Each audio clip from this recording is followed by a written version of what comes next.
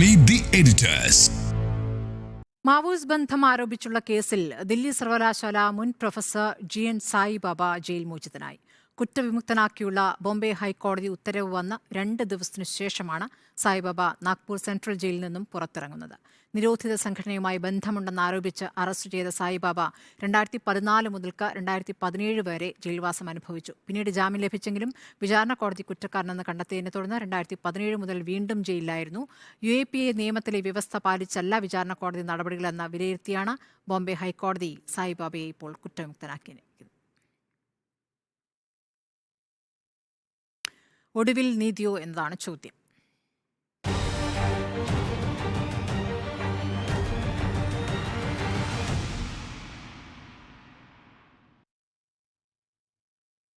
നികേഷ് കുമാർ, ഇപ്പോൾ 10 വർഷത്തിന് ശേഷം ജയിൽ മോചിതനാകുന്നു. ഇതൊരു നീതിയായി കണക്കാക്കാമോ?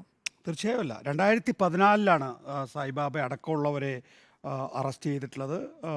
നമുക്കറിയാവുന്നതുപോലെ ഭീമ കൊറേഗാവ് കേസിൽ സ്റ്റാൻ സ്വാമി ജയിലിൽ കൊല്ലപ്പെട്ടതുപോലെ ഒരുപക്ഷെ കൊല്ലപ്പെടേണ്ട ആളായിരുന്നു സായിബാബ ഇന്ന് ജയിൽ മോചിതനായ ശേഷം തന്നെ പറഞ്ഞത് എനിക്കിത് വിശ്വസിക്കാൻ കഴിയുന്നില്ല എന്നുള്ളതാണ്. അത്ഭുതങ്ങളിൽ അത്ഭുതമാണ് എന്നുള്ളതാണ്. മാത്രമല്ല, അദ്ദേഹത്തിൻ്റെ വിധിന്യായം ഉണ്ടായതിന് ശേഷവും ജയിൽ അധികൃതർ അദ്ദേഹത്തെ പിടിച്ചു വെച്ചു. നമുക്കറിയാമല്ലോ, 2017 സായിബാബയെ ജയിൽ മോചിതനാക്കാനുള്ള വിധി ബോംബെ ഹൈക്കോടതി പറഞ്ഞപ്പോൾ അന്ന് സുപ്രീം കോടതി എന്താ ചെയ്തെന്നറിയാമോ? ശനിയാഴ്ച സെഷൻ കൂടിയിട്ട് വീണ്ടും മറ്റൊരു ബെഞ്ചിനോട് പരിഗണിക്കാൻ ആവശ്യപ്പെട്ടു. ആ മറ്റൊരു ഡിവിഷൻ ബെഞ്ചാണ് വീണ്ടും സായിബാബയെ കുറ്റവിമുക്തനാക്കിയിട്ടുള്ളത് എന്നുള്ളതാണ്. ഈ 90% ശരീരം അനക്കാൻ കഴിയാത്ത, വേസ്റ്റ് ഡൗൺ പാരലൈസ്ഡാണ്. അങ്ങനെ ഒരാളാണ്. സ്വന്തമായി ബാത്റൂമിൽ പോകാൻ കഴിയില്ല, മറ്റൊരാളുടെ സഹായമില്ലാതെ കുളിക്കാൻ കഴിയില്ല. അങ്ങനെ ഒരാളെയാണ് 10 നീണ്ട വർഷങ്ങൾ ജയിലിൽ പിടിച്ചിട്ടത് എന്നുള്ളതാണ് നമ്മൾ കാണേണ്ടത്. എന്താ കുറ്റം എന്ന് പറയുന്നത്? ഈ കമ്മ്യൂണിസ്റ്റ് ലിറ്ററേച്ചർ, നെക്സലൈറ്റ് ലിറ്ററേച്ചറും കമ്മ്യൂണിസ്റ്റ് ലിറ്ററേച്ചറും വ്യത്യസ്തമല്ലല്ലോ. കമ്മ്യൂണിസ്റ്റ് ലിറ്ററേച്ചർ കൈവശം വെച്ചു എന്ന ഒറ്റ കാരണത്താൽ നോക്കുക, അതിൻ്റെ ഒരു വീഡിയോ അല്ലെങ്കിൽ അതിൻ്റെ ലിറ്ററേച്ചർ, ഈ ലിറ്ററേച്ചറൊക്കെ കണ്ടെത്തിയിട്ടുള്ളത് എങ്ങനെയാണ് എന്നുള്ളതാണ് ഏറ്റവും പ്രധാനപ്പെട്ടത്. അതിന് ഹൈക്കോടതി വിധിച്ചിട്ടുള്ളതിൽ ഇങ്ങനെ പറയുന്നു: we hold that prosecution has failed to prove seizure and search of incriminating material. അതായത് ഈ പറയുന്ന പിടിച്ചെടുത്ത മെറ്റീരിയലുകൾ സീഷർ ചെയ്തിരിക്കുന്നത് പോലും കള്ളത്തരത്തിലാണ് എന്നുള്ളതാണ്. ഇതൊന്നും യഥാർത്ഥത്തിൽ ഇവരുടെ വീടുകളിൽ നിന്ന് പിടിച്ചതല്ല, പകരം ഇവരുടെ വീടുകളിൽ കൊണ്ടുപോയി സ്ഥാപിച്ചതാണ് എന്ന തോന്നലുണ്ടാക്കുന്ന from the house of search എന്നാണ് ഹൈക്കോടതി പറഞ്ഞിരിക്കുന്നത് എന്നുള്ളതാണ്. വളരെ പ്രധാനപ്പെട്ട കണ്ടെത്തലാണ് ഇത് എന്ന് പറയാതെ വയ്യ. ഏതായാലും മഹാരാഷ്ട്രയിലെ ഗച്ച്രോളി സെഷൻസ് കോടതിയാണ് 2017 ഇവരെ ജീവപര്യന്തം തടവിന് ശിക്ഷിച്ചത്. 2022 ബോംബെ ഹൈക്കോടതി വിട്ടു എന്നുള്ളതാണ്. ഇനി എന്താണ് സായിബാബയെ പോലുള്ളവർ ചെയ്യുന്നത് എന്നുള്ളത് നമ്മൾ അറിഞ്ഞിരിക്കണം എന്നുള്ളത് വളരെ പ്രധാനപ്പെട്ടതാണ്. ഇവർ ഈ ഗോത്ര ആദിവാസി മേഖലകളിൽ ചെല്ലുന്നു. ഈ സൈന്യത്തിൻ്റെയും ഈ പറയുന്ന നക്സലൈറ്റ് വിരുദ്ധ സേനകളുണ്ടല്ലോ, അവിടെയൊക്കെ പ്രത്യേകിച്ച് ഈ പറയുന്ന മാവോയിസ്റ്റ് വിരുദ്ധ സേനകൾക്ക് അതിൽ നിന്ന് ബുദ്ധിമുട്ട് അനുഭവിക്കുന്ന ഗോത്രവർഗ്ഗക്കാരായിട്ടുള്ള ആദിവാസികളായിട്ടുള്ള ആളുകൾ, അവർക്ക് ധൈര്യം കൊടുക്കുകയാണ്, അവരോട് ജീവിതത്തിലേക്ക് വരാൻ വേണ്ടി ആവശ്യപ്പെടുകയാണ്, അവരോട് ജീവിതത്തിലും ജനാധിപത്യത്തിലേക്കും തിരിച്ചു വരാൻ വേണ്ടി ആവശ്യപ്പെടുക മാത്രമാണ് ഇവർ ചെയ്തിട്ടുള്ളത്. ഇവർക്കൊന്നും യഥാർത്ഥത്തിൽ ഒരു തരത്തിലുള്ള നക്സലൈറ്റ് ബന്ധമോ അല്ലെങ്കിൽ മാവോയിസ്റ്റ് ബന്ധമോ ഇല്ല എന്നുള്ളതാണ്. അങ്ങനെയുള്ളവരെ പിടിക്കുക, എന്നിട്ട് ജയിലിലിടുക, അവരുടെ അനാരോഗ്യത്തിനിടയിൽ പോലും അവർ ജയിലിൽ കഴിയുന്നു എന്ന് ഉറപ്പുവരുത്തുക, അങ്ങനെ ജയിലിൽ കഴിയുന്നു എന്ന് ഉറപ്പുവരുത്താൻ വേണ്ടി UAPA ചുമത്തുക. അങ്ങനെയാകുമ്പോൾ ഈ പറയുന്ന മാവോയിസ്റ്റുകൾക്കും നക്സലൈറ്റുകൾക്കും ഇനി പുറത്തു നിന്നുള്ളൊരു സഹായം ഉണ്ടാകില്ല എന്ന് ഉറപ്പുവരുത്തുക. ഇത് ഭരണകൂട ഭീകരതയാണ്. ഇത് സ്റ്റേറ്റ് സ്പോൺസേഡ് ടെററിസമാണ്. ആ ടെററിസത്തിനെതിരെയാണ് യഥാർത്ഥത്തിൽ ഇപ്പോൾ ബോംബെ ഹൈക്കോടതി തുടർച്ചയായ 2 വിധികളിലൂടെ ഇവരെ പുറത്തുവിട്ടിരിക്കുന്നത്. നമ്മൾ വെറുതെ ഈ കാര്യത്തിനകത്ത് പറഞ്ഞു പോകാതെ നോക്കൂ, സ്റ്റാൻ സ്വാമിയുടെ മരണം നമ്മുടെ മുന്നിലുണ്ട്. സ്റ്റാൻ സ്വാമിയുടെ മരണം നമ്മുടെ മുന്നിൽ ഉള്ളപ്പോൾ തന്നെയാണ് ഇതേ കേസിൽ പാണ്ഡു നരോത്തെ എന്ന് പറയുന്ന ഒരു കർഷകനുണ്ട്, ഒരു ആദിവാസിയുണ്ട്.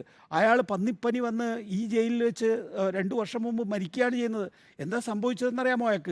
അയാൾ 2013 ശേഷം കൊച്ചു പെൺകുട്ടിയാണ് അയാൾക്ക്. ആ കൊച്ചു പെൺകുട്ടിയെ 2013 ശേഷം കണ്ടിട്ടില്ല അയാൾ. 2 വർഷം മുമ്പേ മരിച്ചുള്ളൂ. ആ പറയുന്ന 9 അല്ലെങ്കിൽ 8 വർഷം അയാൾ ഒരു ഗോത്രവർഗ്ഗക്കാരനായിട്ടുള്ള ആ, ഒരു ഒരു ഒരു സാധാരണക്കാരായ കർഷകൻ സ്വന്തം മകളെ കണ്ടിട്ടില്ല, ഭാര്യയെ കണ്ടിട്ടില്ല. അതായത് 8 വർഷം നിങ്ങൾക്ക് ജാമ്യമില്ല എന്നല്ല, മക്കളെ കാണാനുള്ള, കുടുംബാംഗങ്ങളെ കാണാനുള്ള അവസരം പോലും നൽകുന്നില്ല എന്നുള്ള അതിഗുരുതരമായ സ്റ്റാൻസാമിയുടെ കാര്യം നമുക്കറിയാലോ. പാർക്കിൻസൺസ് ബാധിച്ച് അദ്ദേഹത്തിന് ഒരു വെള്ളം എടുത്തു കുടിക്കാൻ കഴിയില്ല.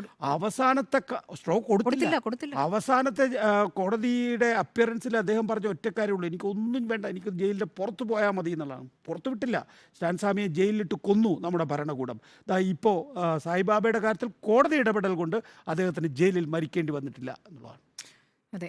ഒടുവിൽ നീതി എന്ന് ചോദിക്കുമ്പോൾ ഈ വൈകി കിട്ടുന്ന നീതിയാണോ എന്നൊരു ചോദ്യം അവിടെ നിൽക്കുന്നുണ്ട്. 10 വർഷത്തിന് ശേഷമാണ് വിട്ടയച്ചത്. നേരത്തെ പറഞ്ഞ പോലെ മാവോയിസ്റ്റ് ബന്ധം ആരോപിച്ചുകൊണ്ടാണ് അറസ്റ്റ് ചെയ്തിരുന്നത്. സായിബാബ മാത്രമല്ല, വേറെ 5 പേരുണ്ടായിരുന്നു. 2022 ബോംബെ ഹൈക്കോടതി ഇദ്ദേഹത്തെ വിട്ടയക്കുന്നു. പിറ്റേ ദിവസം തന്നെ ധൃതി പിടിച്ച് സുപ്രീം കോടതി നേരത്തെ പറഞ്ഞ പോലെ ഇടപെട്ട് വിധി സ്റ്റേ ചെയ്തു. അംഗപരിമിതനാണ് പ്രൊഫസർ. അങ്ങേയറ്റം ദുരിതപൂർണ്ണമായി തന്നെയാണ് ജയിലിൽ കഴിഞ്ഞത്. 90% അംഗപരിമിതനാണ്. അപ്പോൾ ഇങ്ങനെയുള്ളവരെ ഈ രൂപത്തിൽ കൈകാര്യം ചെയ്തതിന് ലോകത്തിലെ വിവിധ ഭാഗങ്ങളിൽ തന്നെ വലിയ രീതിയിൽ പ്രൊട്ടസ്റ്റ് ഉണ്ടായിരുന്നു. അരുന്ധതി റോയെ പോലുള്ളവർ യുദ്ധ തടവുകാരനെ പോലെ കൈകാര്യം ചെയ്യുന്നു എന്നുള്ള പ്രതികരണം നടത്തിയിട്ടുണ്ട്.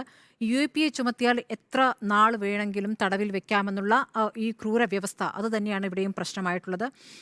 ഒരു മാനദണ്ഡവും പാലിച്ചിട്ടല്ല ഇവരെ ഒന്നും കൈകാര്യം ചെയ്യുന്നത്. പ്രൊഫസറെ വിചാരണ ചെയ്യാൻ അനുമതി നൽകിയെന്ന് കോടതി, ഈ രൂപത്തിൽ വിചാരണ ചെയ്യാൻ അനുമതി നൽകിയെന്ന് കോടതി നേരത്തെയും കണ്ടെത്തിയാണ്. പ്രോസിക്യൂഷന് കുറ്റാരോപണങ്ങൾക്ക് ഒരു തെളിവും കണ്ടെത്താനായിട്ടില്ല. ഒരു ആശയത്തോടുള്ള വിധേയത്വം അല്ലെങ്കിൽ അനുഭാവം ഒരാളെ ജയിലിലടയ്ക്കാൻ കാരണമല്ല എന്ന് നേരത്തെ തന്നെ സുപ്രീം കോടതി വിധിച്ചിട്ടുണ്ട്. പക്ഷേ ഇദ്ദേഹത്തിൻ്റെ കാര്യത്തിൽ അതല്ല സംഭവിച്ചത്. ഭീകരപ്രവർത്തനവുമായി ബന്ധപ്പെടുത്താനുള്ള ഒരു തെളിവും ഹാജരാക്കാൻ കഴിഞ്ഞിട്ടില്ല എന്നിപ്പോൾ ബോംബെ ഹൈക്കോടതി കണ്ടെത്തിയിട്ടുണ്ട്. ഇതിപ്പോൾ നേരത്തെയും ഭീമ കൊറേഗാവ് കേസ് അറിയാവുന്നതാണ്. അതിൽ സുധാ ഭരദ്വാജ് ഉണ്ട്, വരവര റാവു ഉണ്ട്, ആനന്ദ് തെൽത്തുംദെയുണ്ട് തുടങ്ങിയവരെ തടവിലയച്ച് വർഷങ്ങൾ കഴിഞ്ഞിട്ടാണ് അവരെ ജാമ്യത്തിലിറക്കിയിട്ടുള്ളത്. സ്റ്റാൻ സ്വാമിയുടെ മരണം നമ്മൾ അറിഞ്ഞതാണ്. വെള്ളം കുടിക്കാൻ ഒരു സ്ട്രോ ചോദിച്ചിട്ട് പോലും അത് കോടതിയിലെത്തിയാണ്, അതുപോലും നൽകിയിട്ടില്ല. പല മനുഷ്യാവകാശ പ്രവർത്തകർക്കെതിരെയും അവരുടെ കമ്പ്യൂട്ടറുകളിൽ അനധികൃതമായ രേഖകൾ കടത്തിക്കൊണ്ടാണ് അവർക്കെതിരെ തെളിവുണ്ട് എന്ന് പറഞ്ഞുകൊണ്ട് ജയിലടച്ചിരിക്കുന്നത്. അപ്പോൾ ഇവരെ ജാമ്യമില്ലാതെ വർഷങ്ങളോളം ജയിലിലിട്ട ശേഷം പിന്നീട് തെളിവില്ല എന്ന് പറഞ്ഞ് പുറത്തുവിടുന്നു. അപ്പോൾ അത്രയും വർഷം അവർക്ക് നഷ്ടപ്പെട്ട ആ വർഷം ആര് തിരിച്ചു കൊടുക്കുമെന്നുള്ള വലിയ ചോദ്യം അവിടെ നിൽക്കുന്നുണ്ട്. ഇത് ഒരു മനുഷ്യാവകാശ പ്രവർത്തനത്തിൽ ഒതുങ്ങുന്നില്ല. നിരവധി പേർ ഈ രൂപത്തിൽ തടവിൽ കഴിഞ്ഞിട്ടുണ്ട്. വലിയ നീതി നിഷേധം തന്നെയാണ് സായിബാബയോട് കാണിച്ചതെന്നുള്ള കാര്യത്തിൽ ഒരു തർക്കവുമില്ല. ഇപ്പോൾ ലഭിച്ചിരിക്കുന്ന ഒടുവിൽ നീതിയോ എന്ന് ചോദിക്കുമ്പോൾ ഇപ്പോൾ അദ്ദേഹത്തിന് പുറത്തിറങ്ങാനായിരിക്കുന്നു. പക്ഷേ 10 വർഷത്തിനുള്ള നീതിയാണെന്ന് കരുതാനാവുകയുമില്ല. സുജിയ, ഇക്കാര്യത്തിൽ 2014 മുതലുള്ള ഇങ്ങോട്ടുള്ള 2013 UPA സർക്കാർ അധികാരത്തിലിരിക്കുമ്പോഴാണ് ഈ കേസ് തുടങ്ങുന്നത്.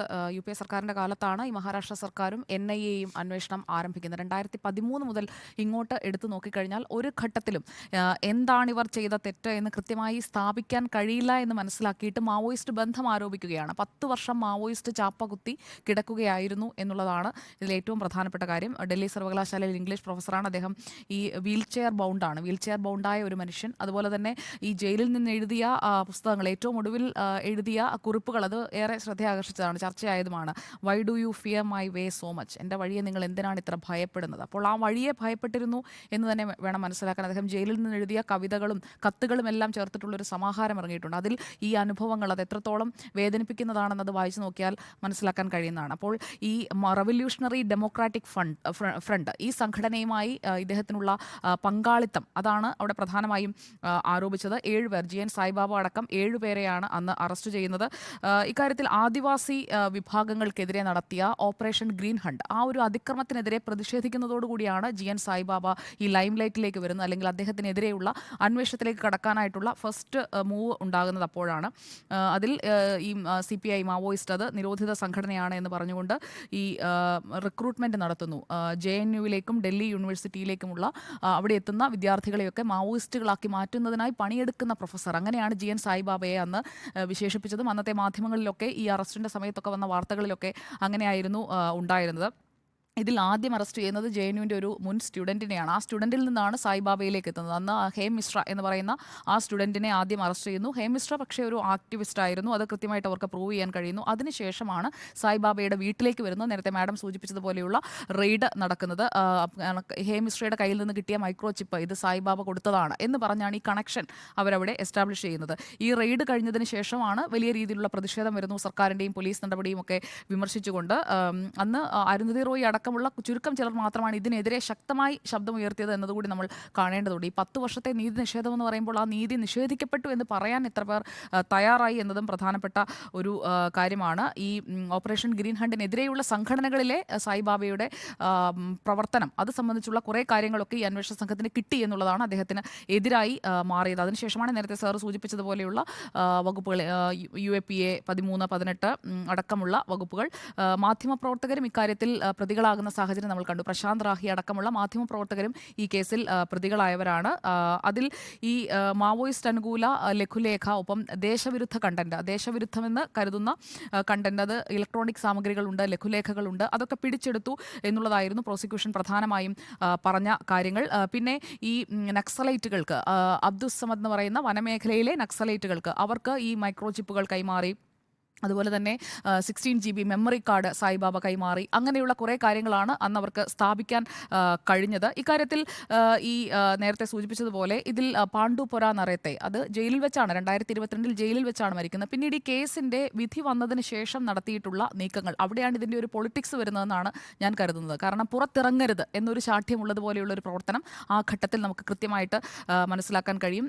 പിന്നെ അദ്ദേഹം ഈ തൻ്റെ പോളിയോ ബാധിച്ചതാണ്, തനിക്ക് പക്ഷാഘാതമുള്ള ആളാണ് എന്നൊക്കെ ആരോഗ്യ കാരണങ്ങൾ ചൂണ്ടിക്കാട്ടുമ്പോഴും ഈ ശിക്ഷ റദ്ദാക്കണമെന്നുള്ള അപേക്ഷ അത് അദ്ദേഹത്തിൻ്റെ സുഷുമ്നാനാഡി സംബന്ധമായ പ്രശ്നങ്ങളടക്കം കോടതിയിൽ കൃത്യമായി കൊണ്ടുപോയി അതിൻ്റെ രേഖകളടക്കം കൊടുത്തിട്ടും വിവിധ സംഘടനകൾ, പ്രത്യേകിച്ചും സാമൂഹ്യ സംഘടനകളടക്കം എത്തിയിട്ടും അത് അംഗീകരിച്ച് കൊടുക്കുന്നില്ല. അവിടെയാണ് യഥാർത്ഥത്തിൽ നീതി നിഷേധമുണ്ടായത്. കാരണം ആരോഗ്യ കാരണങ്ങളെല്ലാം എസ്റ്റാബ്ലിഷ് ചെയ്യാനായിട്ടുള്ള എല്ലാ ഡോക്യുമെൻസും കൊടുത്തിട്ടും ജയിലിൽ അടയ്ക്കണം, അവിടെ കിടക്കട്ടെ എന്ന് തീരുമാനിച്ചതുപോലെയുള്ള ഒരു നീതി നിഷേധം അവിടെ ഉണ്ടായിട്ടുണ്ട്. അതിനെതിരെ ശക്തമായി എത്ര പേർ പ്രതികരിച്ചു എന്നതുകൂടി ഈ ഘട്ടത്തിൽ പറഞ്ഞു പോകണം എന്നാണ് ഞാൻ കരുതുന്നത്. ഇതിൽ നടപടിക്രമങ്ങൾ പാലിച്ചില്ല എന്ന് കോടതി കണ്ടെത്തിയതാണ്.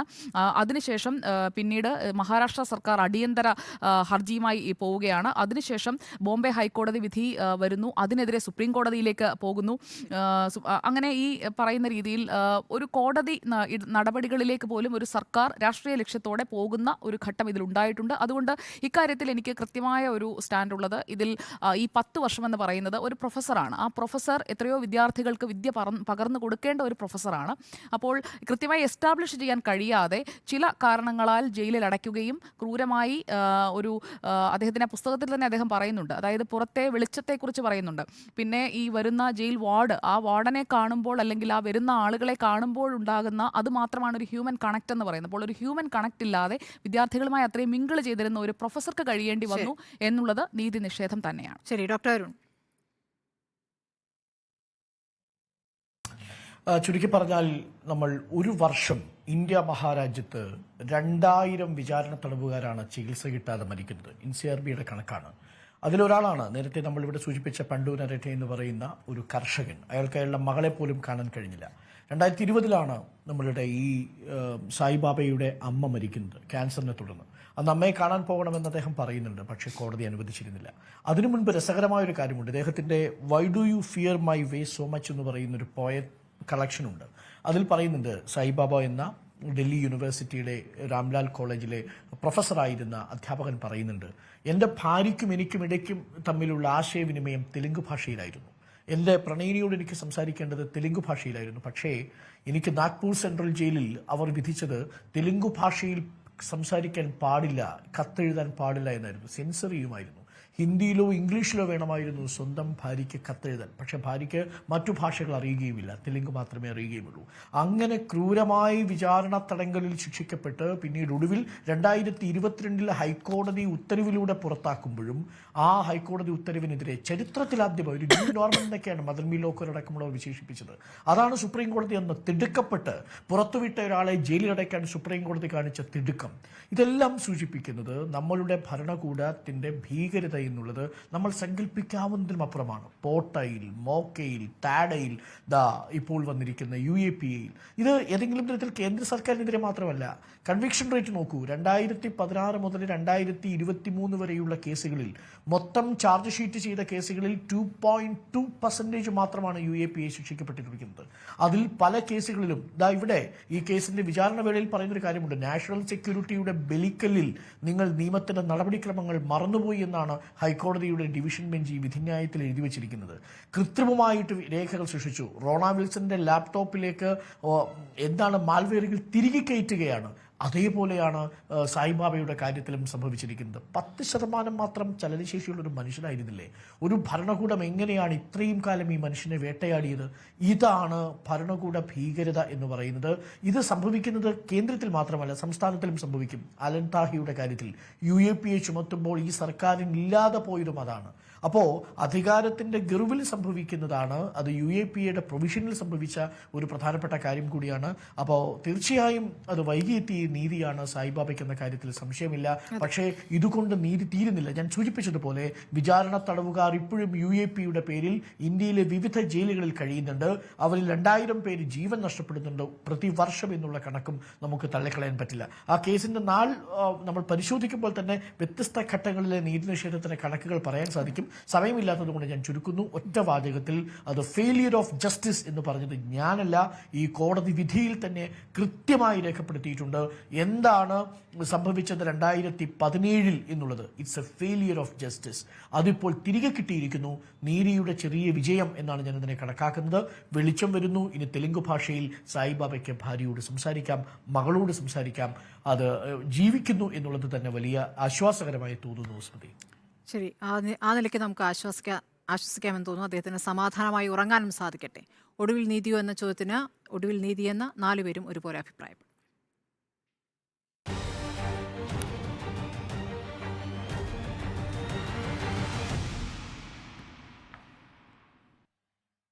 മീറ്റ് എഡിറ്റേഴ്സിന് നാളെ. നമസ്കാരം. Good night. Good night.